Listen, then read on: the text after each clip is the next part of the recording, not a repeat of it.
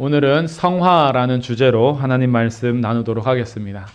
저희가 지금 3주의 일정을 가지고 칭의, 성화, 영화라는 각 세 주제를 나누게 됩니다. 칭의, 성화, 영화는 우리 구원의 여정 중에서 중요한 대목이고요. 지난주에는 칭의라는 것을 통해서 우리가 유죄 판결을 받은 죄인이나 예수님께서 나를 대신하여 모든 형벌과 진노를 받으시고 모든 율법에 순종하셔서 그리스도의 의가 죄인인 우리에게 전가되어 우리가 예수님을 믿음으로 그의 손을 잡게 되었고 그 연합된 상태에서 하나님 앞에 섰을 때 무죄 판결, 의롭다라는 칭함을 얻었다. 이것이 칭의입니다. 그럼 이제 이렇게 칭의, 의롭다고 선언된 자들이 필연적으로 자연스럽게 따라오는 삶이 무엇이냐 하면 오늘 나누게 되는 성화입니다. 이 성화의 여정이 끝나면 우리가 예수님 오심을 기다리겠죠. 우리가 먼저 죽을 수도 있고 우리가 살아있는 동안에 예수님이 먼저 오실 수도 있고 그 시기는 알 수 없으나 예수님께서 다시 오실 그날 우리의 변화된 모습을 영화라고 합니다. 그래서 영화라는 주제는 다음 주에 나누게 되고요. 오늘은 이 성화에 대한 주제의 말씀을 나누게 됩니다.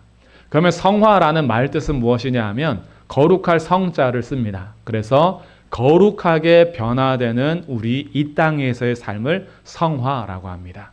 예수님으로부터 그 예수님의 공로 때문에 하나님의 은혜로 무죄 판결을 받은 칭의를 받은 자는 예수님과 함께 동행하면서 거룩한 삶을 살아가는 것, 이것을 성화라고 하는 거예요. 그럼 성화를 다른 말로는 어떻게 표현할 수 있냐 하면 하나님의 형상을 회복하는 삶이라고도 말할 수 있습니다. 또 다른 말로 표현한다면 성화는 예수님을 닮아가는 삶입니다. 그래서 성화는 성장이에요. 태어나서 아기들이 성장하는 것이 자연스러운 일이 되어야 되죠. 아기가 태어났는데 성장이 멈추면 그것은 부자연스러운 일입니다. 계속해서 응애만 하고 있으면 안 되겠죠. 어느 날은 젖을 떼야 되고 이유식도 먹어야 되고 그 다음에는 고기도 씹을 줄 알아야 되고 점점 자라서 아이가 성장해 가는 것이 완전히 자연스럽고 저절로 되는 것은 아니지만 일반적인 성장에 있어서는 그것이 자연스럽게 이어지는 이 땅에서의 삶입니다. 그리고 오늘 올라오시면서 화단을 보신지 모르겠어요. 예쁘게 어제 이제 우리 심으셨는데 그 꽃을 심었을 때에 씨가 뿌려지고 싹이 나고 꽃이 피는 것도 성장인 거죠. 성장해 갑니다. 그러다 보면은 여기에서 꽃이 향을 내고 벌이나 나비들이 왔다 갔다 하면서 서로 열매를 주고받을 수 있는 그런 일들을 진행해 갑니다. 그래서 이 땅이 보존이 되죠. 보존이 되면서 성장을 합니다. 이 성장은 그래서 굉장히 중요한 부분인데 그리스도인들도 예수님을 믿고 내가 의롭다 칭함을 받는 것, 이것이 이제 출생한 겁니다. 태어났다면 성장의 과정을 거치는데 그 성장의 과정을 성화라고 합니다. 거룩하게 우리의 삶을 변화시켜 가는 거죠.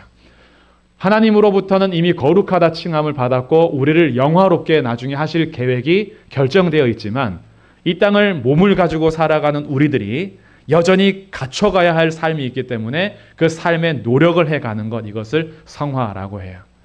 어렸을 때 이 거룩하라라는 말을 듣거나 성화되어야 한다. 하나님께서 거룩하시니 너희도 거룩하라라는 이 말씀이 굉장히 와닿질 않았습니다.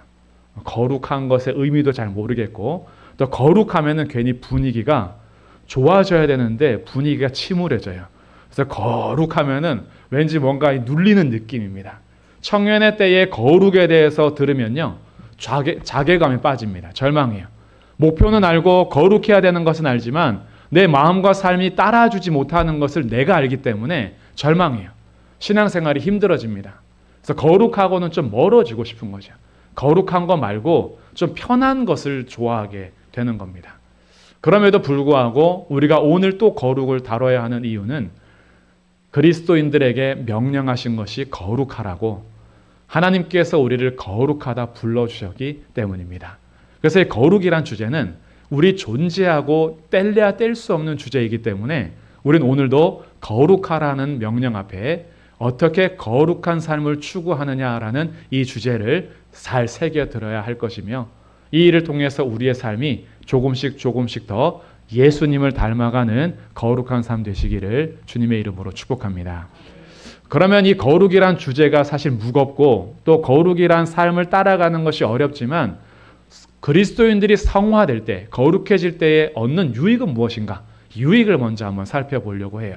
거룩함으로 성화되어 갈 때에 성도들이 얻는 유익이 많을 거지만 오늘은 간략하게 5가지만 말씀드릴 텐데요. 첫 번째, 성화의 길을 걸어가는 성도는 그렇지 않은 성도보다 하나님과 더 가깝게 지냅니다.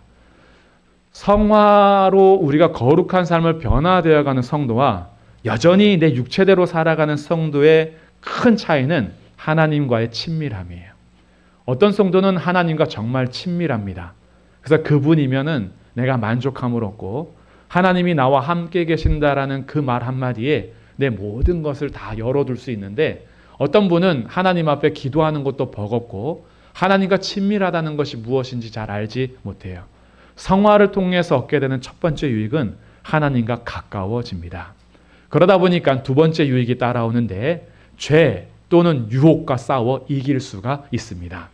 성화의 길을 걸어가는 거룩을 추구하는 성도들은요, 죄와 싸울 수가 있어요. 그리고 유혹을 이길 수가 있습니다.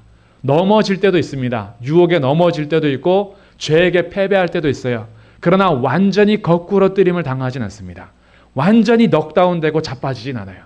유혹과 죄 때문에 넘어졌던 그 순간에도 예수님을 닮고자 하는 거룩을 추구하는 백성들은 예수님 때문에 다시 일어나고요.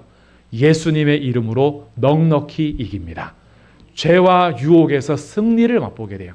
이 승리를 맛보는 것이 얼마나 중요하냐 하면 늘 신앙생활을 할 때 패배감에 사로잡히지 않아요. 기도하면 뭐하나, 말씀 읽으면 뭐하나, 예배하면 뭐하나, 내가 신앙생활 하면 뭐해? 이 패배감에서 해방이 돼요. 내가 기도하니까 주님이 도와주시더라. 내가 하나님 말씀 붙드니까 승리를 주시더라. 내가 예배를 통해서 하나님 은혜를 주시니까 눌려있던 내 삶이 해방을 얻더라. 작은 승리가 모여서 세상에 나가서 죄와 싸우고 유혹과 싸울 수가 있게 됩니다. 그러다 보니 세 번째 유익을 얻는데 세상 속에서 도덕적인 영향력을 행사하는 리더의 삶이 됩니다. 이 리더라는 것이 세상에서 항상 높아서 뭔가 땅도 많고 돈도 많고 권력이 있어서 하지만 리더가 아니라 우리의 선한 삶이 영향을 주는 리더가 돼요. 하나님께서 예수님께서 우리를 부르실 때 세상의 빛이라 세상의 소금이라 라고 부르신 그 정체성에 맞게끔 어두운 세상 가운데 빛을 비추어 줍니다. 사람들이 길을 잃고 헤맬 때 어둠 속에서 어디로 가야 할지 모를 때 성화의 길을 걸어가는 그리스도인들을 보면서 저렇게 사는 게 잘 사는 거야. 저렇게 사는 게 바르게 사는 거야. 그래서 그들의 삶이 본받기를 원하면서 성화의 삶을 살아가는 사람들이 도덕적으로 영향력을 끼치게 됩니다. 오늘날 그리스도인들이 왜 영향을 못 끼칠까? 거룩의 삶을 추구하지 않기 때문에 그렇습니다. 우리가 성도라는 이름은 가지고 있지만 세상하고 구별된 삶을 살지 않으니 어둠 속에서 빛을 찾고 있는 사람들에게 빛이 안 보이는 거예요. 그래서 거룩한 길을 걸어가는 사람들의 세 번째 유익은 세상 속에서 도덕적인 영향을 끼치며 살아갈 수 있습니다. 네 번째 따라오는 유익은 우리 성도의 마음에 기쁨과 평강의 열매를 맺게 하십니다. 거룩의 삶을 추구하는 사람들에게는 세상에 줄 수 없는 기쁨이 있습니다. 세상에 줄 수 없는 평강의 열매가 맺어요. 나는 늘 죄하고 싸우면서 늘 내 부족한 모습이 보이는데 그 싸우는 과정 중에서 하나님께서는 예수 그리스도와 하나님 성령님을 통한 기쁨과 평강을 우리에게 허락해 주세요. 그래서 우울하고 힘들고 지치고 낙심했다가도 예수님을 닮아가려고 애쓰는 나의 삶에 세상에 줄 수 없는 하늘의 평강이 우리의 마음을 통치합니다. 그리스도의 평강이 우리의 마음을 주장하니까 아무것도 안 보이던 캄캄한 내 삶에 주님으로 인해서 빛이 비춰지기 시작하는 거예요. 세상에서 아무런 도움을 못 받아도 불안하지 않습니다. 두려워하지 않아요. 초조해하지 않아요. 왜냐하면 주님이 나와 함께 계심을 믿기 때문에요. 근데 거룩을 추구하지 않으면 항상 불안해요. 예수님이 나와 함께 하실까? 내가 이렇게 사는데 괜찮을까? 그래서 늘 불안함과 두려움이 내 마음을 잡고 있는데 내가 예수님 닮아가려고 애쓰는 성화의 삶을 살아가는 거룩의 삶을 살아가는 사람들에게는 그리스도로 인한 평강이 내 마음을 다스리시고 그리고 세상이 줄 수 없는 기쁨과 즐거움이 샘솟게 돼요. 그래서 희락이 있어요. 늘 우리의 삶에 문제는 있는데 그들의 삶에요 기쁨이 있고 평강이 있으니까 빛이 나는 거예요. 그래서 그 빛을 보게 됩니다. 우리는 서로 그 길을 걸어갈 수 있는 유익이 있는 사람들이고요. 마지막 5번째는 하나님의 칭찬을 받습니다. 하나님께서 잘했다 칭찬하시고 하나님께서 상을 주시고 하나님께서 영광을 나누어 주십니다. 이 땅에 사는 동안에 우리가 온전히 하나님께만 영광을 돌리지만 그 영광을 받으시는 하나님께서는 예수님을 닮아가고자 애쓰는 성도들에게 그 영광을 나누어 주십니다. 그래서 하나님으로부터 온전한 칭찬을 받으니까 세상에서 날 알아주지 않아도 지금의 내 환경이 바뀌지 않아도 하나님이 괜찮아 라는 한마디, 하나님께서 나는 알고 있어, 잘하고 있어, 수고했어, 그 한마디가요 내 마음을 온전히 감싸줍니다. 하나님의 위로가 충만해져요. 세상에서 아무런 위로를 못 받아도 구원의 하나님으로 인해서 내가 참된 기쁨과 위로를 얻게 됩니다. 이 위로를 받는 사람들은요 세상을 두려워하지 않게 돼요.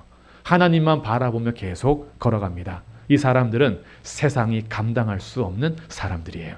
하나님으로 인해서 칭찬을 받으니까 하나님께서 잘했다, 수고했다 라는 그 말 한마디에 모든 세상을 얻은 것처럼 살아가는 사람들이라 기쁠 뿐 아니라 하나님은 반드시 상도 주십니다.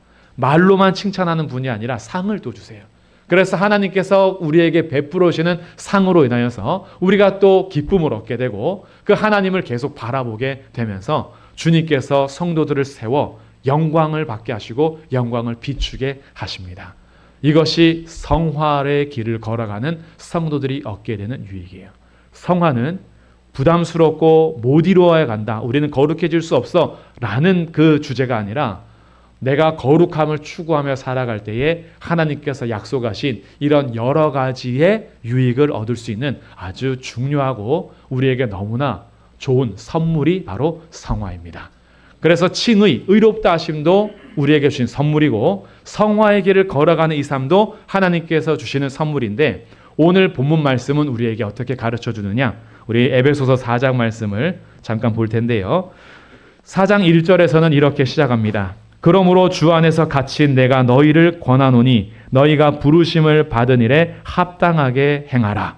너희가 부르심을 받은 일에 합당하게 행하라. 이 순서가 굉장히 중요합니다. 우리가 지금 성화를 강조하고 거룩하게 살아야 된다는 행동을 강조할 텐데 그 성화가 구원의 조건은 아닙니다. 우리가 거룩하게 살아야만 구원을 따내는 거 아니에요. 성화가 요구가 되는 건 이미 부르심을 받았기 때문이에요. 그래서 하나님께서 날 부르셔서 예수님을 믿음으로 의롭다함을 주셨기 때문에 칭의를 받은 자들에게 부르심을 받은 일에 합당하게 살아라. 이것이 성화인 거예요.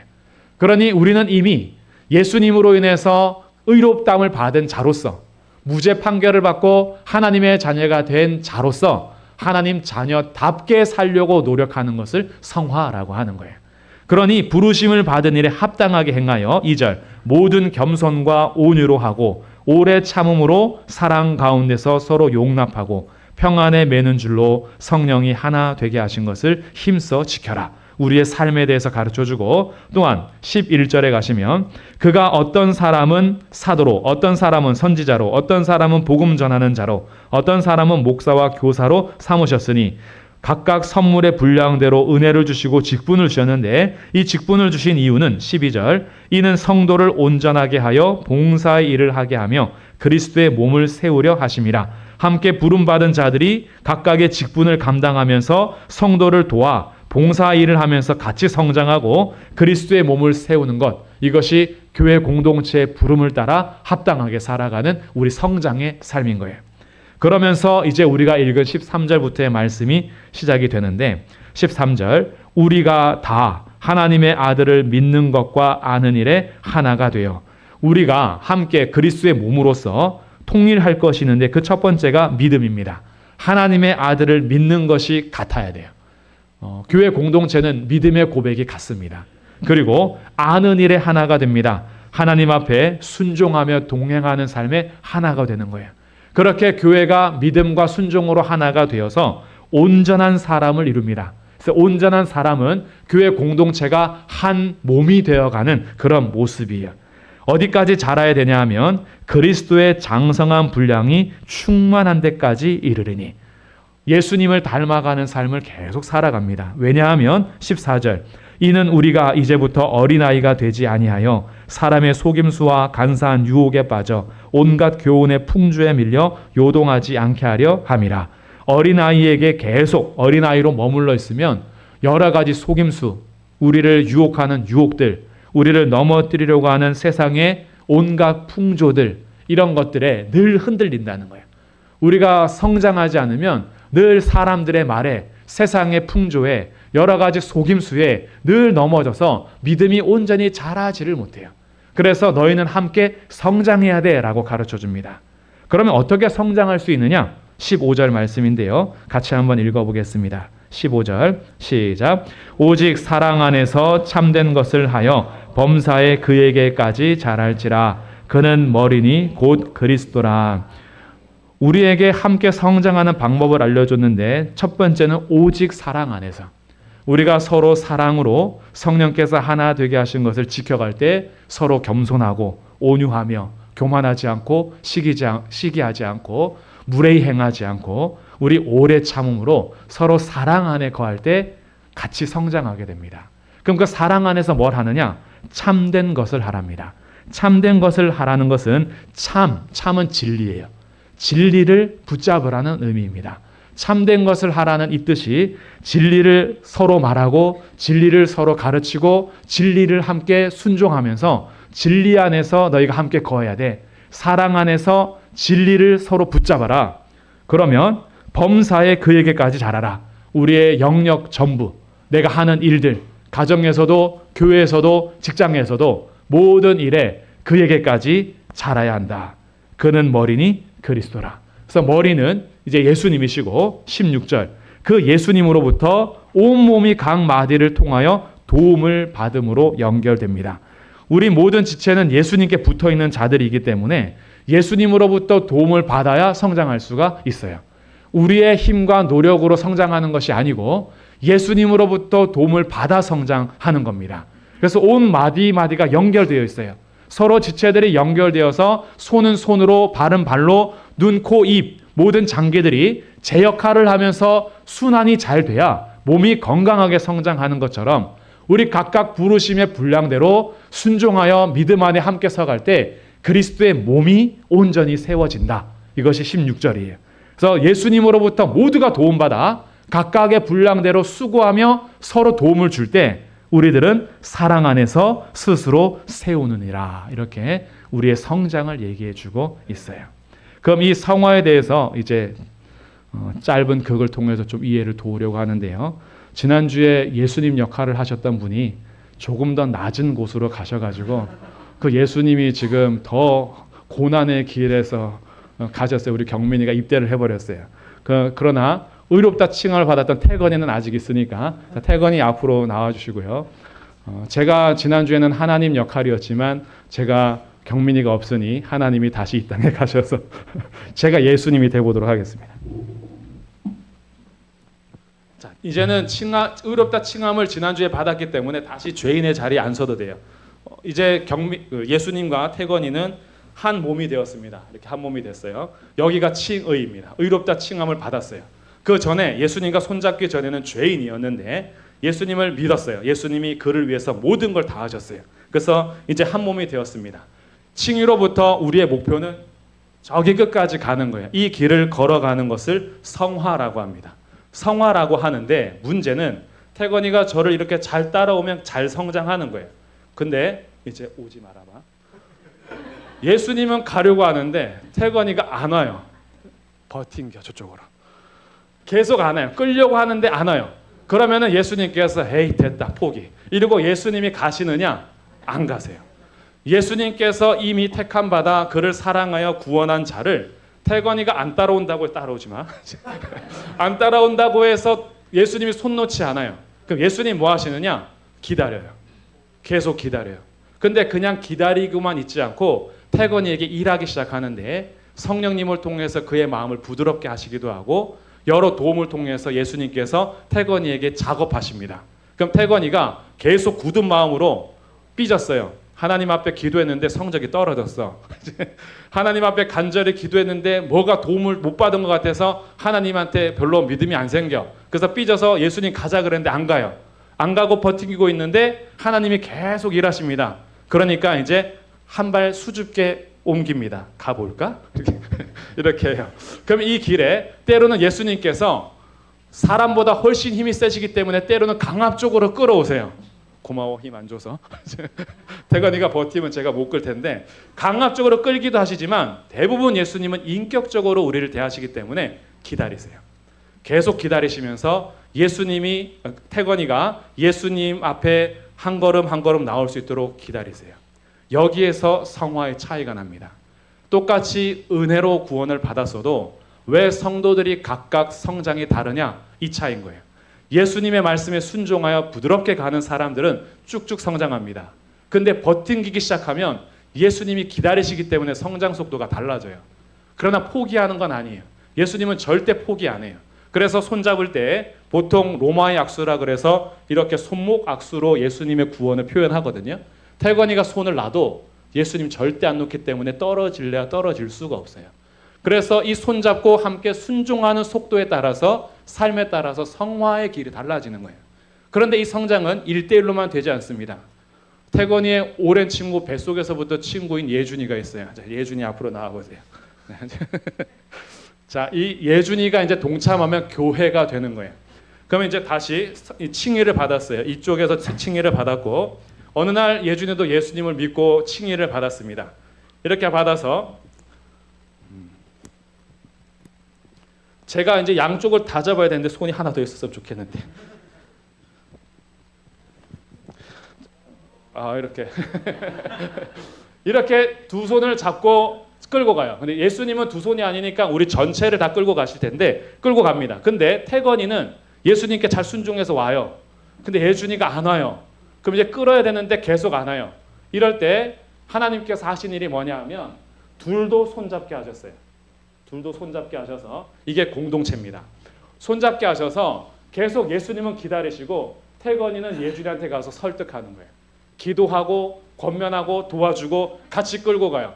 가다 보면 어느 날은 태건이가 안 와요. 예준이가 잘 와요. 그럼 이번에 어떻게 할까요? 예준이가 태건이를 위해서 기도하고 같이 가자. 권면하고 기다리고 하면서 예수님께 같이 와요. 이렇게 걸어가는 삶을 성화라고 합니다. 자, 고마워요. 다음 주에 영화할 때 태건이 한 번 더 나와야 돼요. 이렇게 우리를 의롭다 칭하신 다음에 걸어가는 과정인데 이 과정에서는요 함께 성장하는 아름다움이 있어요. 그래서 이 성화의 길이 우리에게 너무 유익한데 이 성화의 길을 걸어갈 수 있는 방법이 여러 가지가 있으나 오늘 적용점으로 3가지를 말씀드리면서 말씀을 마치도록 하겠습니다. 우리가 어떻게 거룩한 삶을 추구하며 살아갈 수 있는가? 첫 번째는요 예수님을 평소에 많이 묵상하시기를 바랍니다. 우리가 무엇을 묵상하냐에 따라서 그의 삶이 결정이 됩니다. 어떤 사람은요 스포츠를 날마다 묵상합니다. 그는 그러면 스포츠에 해당하는 모든 것들을 찾아봐요. 어떤 사람은 드라마에 푹 빠져서 늘 드라마 생각합니다. 드라마 정보를 계속 찾아봅니다. 예수님을 생각하라는 것은 예수님께 내 마음을 쏟아서 관심을 가지라는 얘기예요. 그런데 우리에게 속이는 말이 뭐냐 하면 바빠서 못한대요. 바빠서 예수님 묵상할 시간이 없대요. 근데 그거는 사실 속는 일입니다. 로렌스 형제의 하나님의 임재 연습이라는 책이 있는데 이 로렌스 형제는 수도원에서 불렀던 그의 이름이고 실제 이름이 니콜라스 뭐라는 이름이 있어요. 제 본명이 정확히 기억이 안 나는데 그가 수도원에 들어갔을 때 했던 일은 주방 일이었습니다. 설거지하고 그다음에 밥 차리고 그 수도사들을 위해서 이불 빨래하고 청소하고 이런 일이 로렌스 형제의 일이었어요. 사람들은 수도원에 들어갔을 때 각각 개인 명상과 개인 묵상과 말씀을 읽고 기도하는 시간들을 통해서 성장을 이루어가고 성화를 이루어가려고 했는데 로렌스 형제는 잡일들을 맡아서 한 거예요. 근데 이 잡일들을 맡아서 하다 보니까 수도원에 사는 사람들의 너무 많은 분량들을 하다 보니 기도할 시간이 따로 없어요. 기도할 시간, 다른 사람들이 기도할 시간에 밥해야 되니까요. 다른 사람들이 성경 읽는 시간에 이불 빨래해야 되니까요. 그러니까 그가 어떻게 했냐면 설거지하면서 하나님께 기도하기 시작했어요. 청소하면서 하나님 묵상하기 시작했어요. 오랜 시간 동안 따로 구별해서 기도는 못했는데 잠깐 하루에 몇 번씩 예수님 생각을 계속해 나가기 시작한 거예요. 나중에 그가 77세의 죽음을 맞이하는데 그가 죽기 직전에 사람들로부터 평가받았던 것이 예수님 닮았다. 이런 평가였어요. 그리고 그가 죽은 다음에 그의 삶을 후대에 남기기 위해서 그가 평소에 기록했던 일기들, 사람들과 주고받았던 편지를 모아서 책으로 낸 것이 하나님의 임재 연습입니다.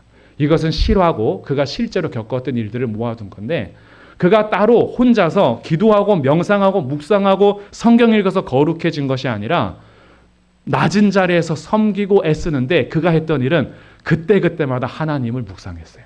예수님을 계속 생각했어요. 짧게지만 계속 기도했어요. 하나님 감사합니다. 하나님 도와주세요. 하나님 앞에 계속 그때마다 기도하면서 따로 시간을 둔 것이 아니라 그의 삶은 24시간 하나님 생각하기를 노력한 거예요. 그러니까 현대인들이 바빠서 기도 시간 못 내요. 성경 읽을 시간 없어요. 이거는 어찌 보면은 현대인들이 속는 건데 바쁜 일상 속에서도요. 하나님을 기억하고 예수님을 묵상하는 시간을 갖기 위해서 애쓰셔야 됩니다.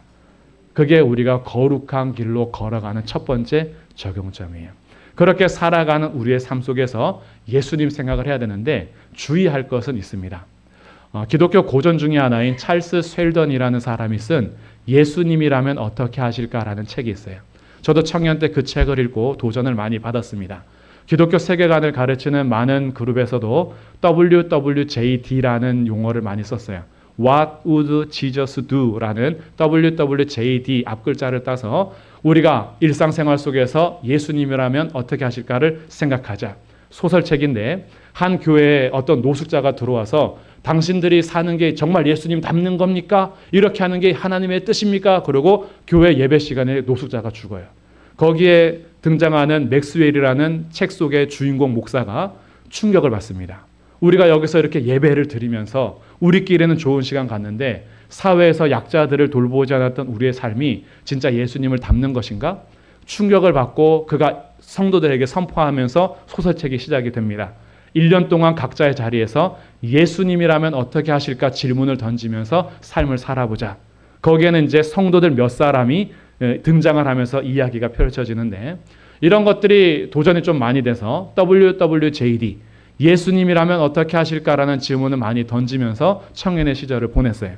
근데 청년들과 함께 나누고 저도 그렇게 살아가면서 한계점을 발견했어요. 때로는 오류가 발견됐어요. 그게 뭐냐 하면 예수님이라면 어떻게 하실까라는 그 생각 속의 답을 내가 원하는 답을 만들어내요.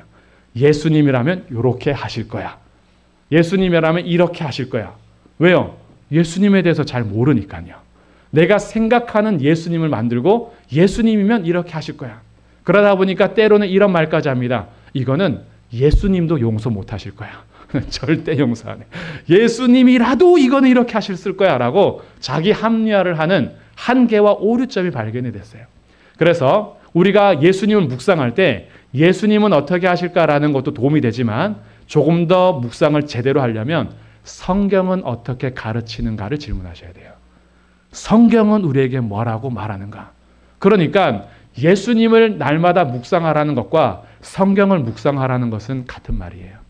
하나님 말씀을 가까이 하시는 것이 예수님을 닮아가는 첫 번째 적용점이 되겠습니다. 두 번째 적용점은요. 목표를 세우는 거예요. 우리 인생의 목표가 있습니다. 우리가 나름대로 자신의 목표를 세워가는데 성도들이 세워야 되는 공통된 목표가 있어요. 예수님 닮아가기를 목표로 삼으십시오. 이게 아무것도 아닌 것 같지만 되게 도움이 많이 됩니다. 하루하루 시작하면서 내 오늘 하루의 목표는 예수님 닮아가는 것. 내 오늘 하루의 목표는 어제보다 더 예수님 닮아가는 것. 어제 욕을 한 30번 했다면 오늘은 10번은 줄여보는 것. 예수님은 욕 안 하시니까. 그래서 내 삶을 어떻게 해요? 계속 목표를 세우는 거예요. 예수님 닮아가는 것으로 목표를 세워서 내 삶을 가꾸어 가 보는 겁니다. 우리가 이루어 가야 할 목표이니까요. 내 삶의 모든 목표를 위해서 내가 열심히 수고하지 않습니까? 그럼 목표가 예수님을 닮아가는 거라면 죄가 찾아오고 유혹에 찾아왔을 때 떨쳐낼 수 있는 힘이 생겨요. 내가 지금 이 죄와 손잡지 않겠다는 거예요. 내가 이 유혹에 넘어가지 않겠다는 거예요. 결단이 됩니다. 이 결단을 하는 사람들은 자기의 삶을 주도적으로 의지적으로 따라가요. 그냥 마냥 넘어져 있지 않습니다. 내 목표는 예수님 닮는 거야. 예수님이 나를 의롭다 하셨고 나를 끝까지 인도하실 텐데 나 예수님 닮아가는 삶 살 거야. 그러면 넘어진 자리에서도 툴툴 털고 다시 일어날 수가 있습니다. 그래서 내가 걸어가야 할 길 예수님 닮는 거, 이 목표를 삼으시고요. 마지막 세 번째, 아까 우리 태건이하고 예준이가 연극을 한 것처럼 성화는 혼자 이루는 게 아닙니다. 서로 도우셔야 됩니다. 우리가 성화를 이루어갈 때 그래서 교회가 중요하고 믿음의 동력자가 중요합니다. 친구가 필요해요. 믿음의 친구들이 필요합니다. 세상에서 일반 문화 얘기 많이 하고 남 험담하는 얘기들을 하는 사람들은 만들기가 쉽습니다. 그냥 공통된 이야기 주제만 찾으면 돼요. 야구 얘기하면 되고 축구 얘기하면 되고 그냥 배구 얘기하면 되고요. 드라마 하나 해서 폭삭 소가수다 이런 거 얘기하면 됩니다. 그렇게 얘기하면 공통된 주제를 가지고 충분히 얘기가 돼요. 그리고 어떤 경우에는 한 사람을 놓고 그 사람의 단점들을 찾아내서 함께 씹으면 그 씹는 맛은 오징어보다 훨씬 맛있어요. 그래서 남들을 험담하고 씹는 맛으로 하나가 될 수도 있어요. 그러나 이것은 믿음의 교제는 아닌 거예요. 성화를 이루어갈 수가 없습니다. 성화를 이루어가는 교제는 믿음의 공동체가 성도들이 함께 말씀으로 서로 권면해주고 서로 기도하고 붙잡아줄 때 그때 성화를 이루어가는 거예요.